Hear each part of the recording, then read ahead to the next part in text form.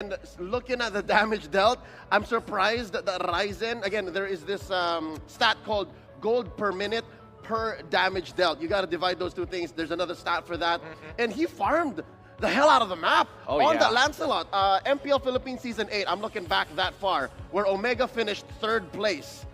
In the debut season of this rookie Ryzen then, now he went back to an old love here, an old flame. It's that Lancelot. He did so well. But I'm wondering now, who could be MVP? Because Omega played so well. It's true. Let's have a look of the MVP of this match. Coming in from Omega itself in game number 2, it is, of course, Chaknu, the one who salvages situations like no other and opens up a lot of pathways, making sure that Renzio's plays are going to be impactful. Yep, far from salvaging. I think that's the last thing that he wants to do. And the last thing he did in this game, very few times Omega found themselves in a bad spot. He was actually setting up nice Way of the Dragons. He wouldn't mind kicking the Grok up. Usually, if you find the Grok and you hit him with the Way of the Dragon, you're like, could have been better. But now here against Nick, he would take it like 5 out of 7 times. I will take it, man. It's tough. It's tough. The way Chaknu was playing, he presses these advantages in very interesting ways, and his mechanics alone has gotten him quite a lead for a support. When you compare his items in comparison to someone like JPL,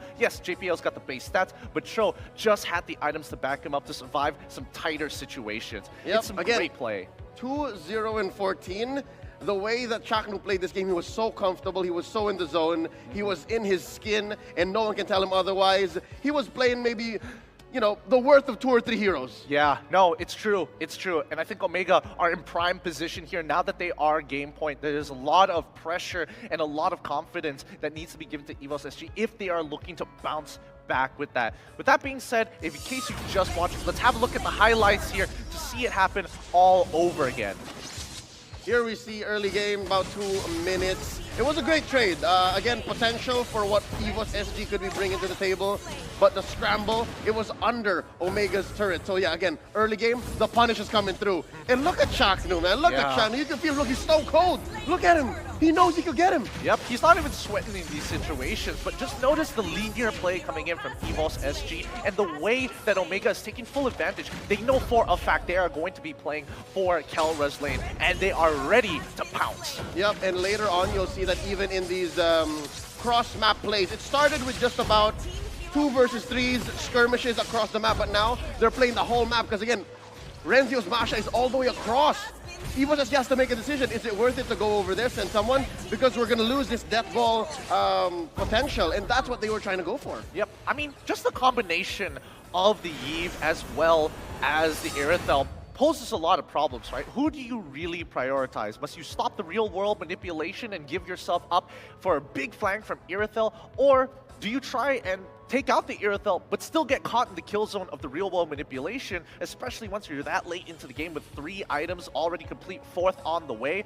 I think it's just a very difficult situation for EVOS SG. Yep, you brought up a very important point. The way that Etomax, the captain of Omega here, played that Eve was more than just worth the damage. It was actually zoning. He was actually saying, all right, EVOS SG, take the fight here, you lose. Send it elsewhere, I got my boy Kelra waiting. So it was a do or die. It was damned if you do, damned if you don't. It's dynamic, and I think that's the most important thing that we're seeing from a lot of teams here at MSC. The more dynamic you are, the more ways that you can actually force out resources from your opponent and maximize your own usually is going to turn up the victors. And even when we come down to the MVPs, compared to local scenes, significantly lower when it comes down to the goal per minute compared to, like, we've seen some crazy numbers, even in the Philippines, like going over to 1,000 and even consistently 875 at the very least. Which also, I guess, speaks of how well even the losing teams respond. This right here was EVOS SG drafting partly for comfort, and you saw how Gear was actually getting away with most things. Yeah, with that being said, let's throw it over to Mara for the post-interview. Thank you, Leo and Gideon. Now I'm here with the audience, and I'm gonna pick the loud ones because earlier, these guys were really loud. Let me hear you again. So they're waving the Filipino flag right now. Hi! Hello! How old are you? How old? 4.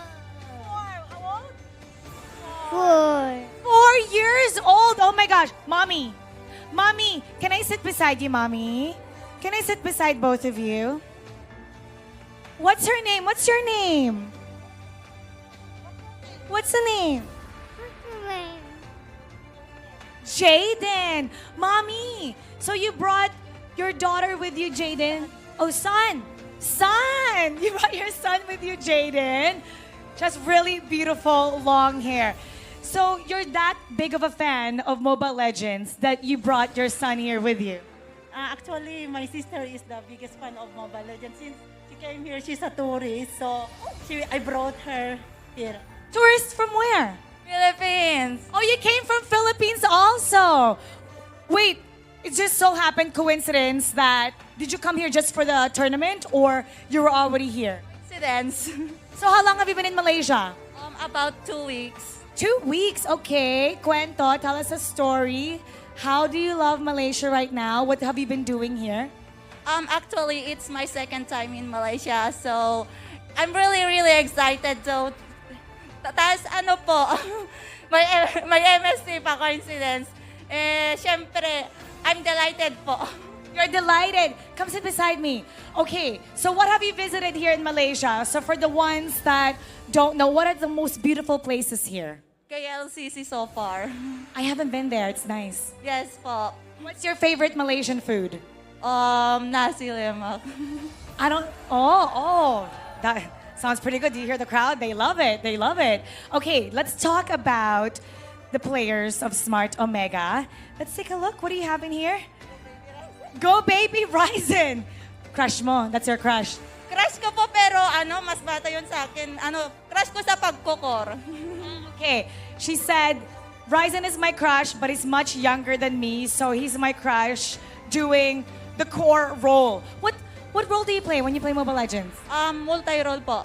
Multi-role. Wow. Wow. Ryzen. Ryzen. I feel like Ryzen's still single, so yeah. Oh. Ryzen. Ryzen. Ayun, Ryzen. Multi-core daw siya. Can play multi-role. Came here to see you, Ryzen. Say this to him. Go baby Ryzen! Wow. You're blushing. I can see you're blushing under the mask. Okay, I'm gonna go over here. Thank you, Mommy. Thank you. Wait a minute. Okay, I'm gonna sit beside you right here. So what are you guys doing in Malaysia? OFW. OFW, Overseas Filipino Workers. Wait a minute. What's the date today? Thursday? Aren't you guys supposed to be at work? We take leave. Oh, wow, absent. Okay, we're gonna hope that your boss is not watching this right now. Who's your favorite player? Kufra. Kufra? Okay, favorite player. Chakno, I love you. Chaknu, he loves you. Okay, how about you? Favorite player? Kelra. Kalra. Oh, I saw something here. Let's see. Si Filipino Savage, syempre. Kelra. Young Ace yan, Young Ace. Filipino Savage. Lots of fans right here. All right, I'm gonna get you guys to do a cheer, okay? Just to pump up Smart Omega some more. When I say one shot, what are you gonna say? Omega. Okay, Omega. Okay, we're gonna do this. One shot. Omega. One more time. One shot. Omega. Let's go over here. Let's take a look. Okay, you know what? You guys are both waving different flags. Are you Malaysian? Yes. Oh, Malaysian? Yes. Evos SG, Smart Omega. You guys are friends. Yes. Okay, well, what's gonna happen here? You guys are voting for different teams. What? You're voting for different teams. So, are you guys fighting? Yes. Yes. La? Ah. Okay, Jer. Yeah. Okay, have fun, guys. Have fun. Oh, okay. Now I think the casters are ready. So let's go back to the game and let's head on over to the casters. Thank you, Mara. That was awesome. The Omega fans in the house, man, and they are looking great and really happy that their team has been winning 2 of the games so far. 100%. You can feel the passion, you can feel the support as well. It's just a shame that you're not there, like cheering for Evos as well. I would Because be. I know you would be like I'll take the screaming front right now. Seat, like front seat. Who would you be screaming? Who would I Yeah, be who would just everyone was screaming Chaknu, Kelra, Kelra, I love you, Chaknu, Chaknu, I love you. What about you, Scrubby? I think I would go with Sayla. You know, he makes the plays all the time. Okay, Sayla, I love Yeah. you. I That's mean, what like you for would say. Scrubby, Oh, dash I'm Scrubby. like, damn. But yeah, I agree with you. I mean, there was that one moment in that top side where he was able to take Yeah. that yin-yang overturn onto 3 core members from the side of Omega. Now that was a huge play. Unfortunately, there was no follow-up to back that up. So I'm not sure what's going on. Is the synergy off? Is the spirit off? Or is the chemistry off? Because we need all of those 3 things to be in prime condition. Because once again, guys, to remind you, we are at match point. Yes, of course. For those of you who may just be joining us now online, this is going to be the 3rd game of our first match of the day. Currently, Smart Omega from the Philippines are 2 games up on EVOS SG. This is, of course, a lower bracket best of 5. So, if Smart Omega were to emerge victorious in the next game, we will be sending home yet another Singaporean representative. You can see the look on the players' faces now. They know that a lot is on the line. And honestly speaking, I think Evo is just a little bit shaken. I mean, the way that they're playing and how they look right now, it must be pretty demoralizing. But of course, this is the 3rd game. It is match point. They need to be on their A game here. And we're going into the draft here. It is going to still be Franco as well as Julian banned out on the side of Omega. EVOS is the one who needs to respond here. What's these 2 bans going to look like? It could be the same thing. I mean, they could still go for that 1-1 Akai or maybe the 1-1 Ling. But even if they let that Ling go in that first game, they didn't pick it up in the second game. Or it could be like a hidden strat coming in from Omega, right? They want to leave these things later into the game when it matters the most. So we'll see what happens. It does seem like it is going to be the Akai ban here coming through for the side of the Singaporean representatives. Valentina is going to be the response. Now, this is the thing. Who is going to be that last ban? This is going to be a very important ban for EVOS SG overall, because so far from the draft we can see that Smart Omega, they're completely cool and collected. They know that their hero pool is very deep and it doesn't really matter what EVOS is going to be banning up against them. I feel like at this point, what EVOS needs to do is that rather than going too hard on respecting specific players' heroes, is to ban out heroes that would affect their playstyle. Because now that it is do or die for them, I think it is just time to go all in, go for the most comfortable strategy that they can play, and ban heroes based on that instead of who they're playing against. The thing is, I think that's what they did in the previous game as well. They went on comfort picks, you know, like the Grok, the Beatrix, the Benedetta, Kagura. All of these were comfort picks. And right now, by taking out the Eve, they have let the 1-1 through. Is this a mistake? Is this a mistake? They have opted to ban the Eve. Sure, they are going to leave different picks for their side to pick up as well, but is 1-1 too much to let go? I mean, what is 1-1's win rate right now? It must be super high. It has a 100% pick and ban rate. And for the most part, the ones who are able to pick up this hero usually comes out on top with the way that she's able to create that momentum and scale.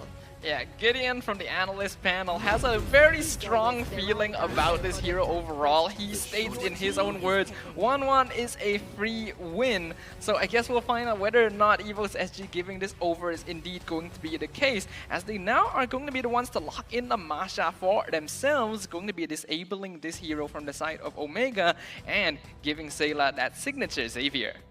Yeah, I mean, Sayla, we talked about it, not Sayla, Xavier. We talked about Xavier underperforming so far in the MSC, right? And a lot of, well, it's been very targeted. You pick up the Xavier, you potentially get a Natalia as well that goes up against this to shut him down. And I think that's one factor that leads to Xavier not having been very successful so far. Is this a bit early? Yeah, the thing is, it's easy to counter, right? So now Omega, like you mentioned, has the option to pick that up. But it actually is going to be the Ling here coming through for the side of Omega onto Ryzen himself, as well as that Esmeralda. So already a very strong side lane in that Esme, but EVOs understand the potential of the Natalia pick. They don't want to ban it out here in the second phase, but they do opt to take it for themselves. I really like this lineup from EVOS SG so far. If we are observant enough from the past 2 games, we can tell that Smart Omega, they have a style of play where they'll basically make the decision that if they don't think they're ready for a fight, they just won't take it at all. So in this case, EVOS SG, they're picking up heroes that avoid fights altogether while being able to just segregate members of Smart Omega with this Natalia to at least regain a little bit of that momentum and control over the battlefield. Right now, Omega is taking out the Deroth as well, and EVOS SG banning out the Angela, so they don't want, definitely, like you said, that composition to get even stronger with that Angela lane combo. What other options are they potentially looking at here?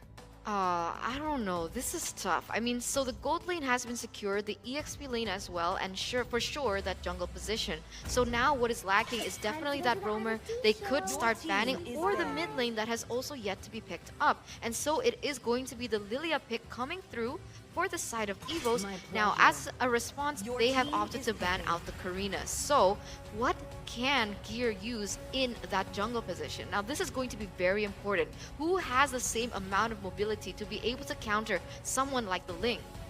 Maybe something like the Paquito might not be a bad choice here if they really wanted to. The Benedetta is still open, but it didn't really work out too well for them in the previous game. Instead, they're gonna start things off by locking in the Beatrix, and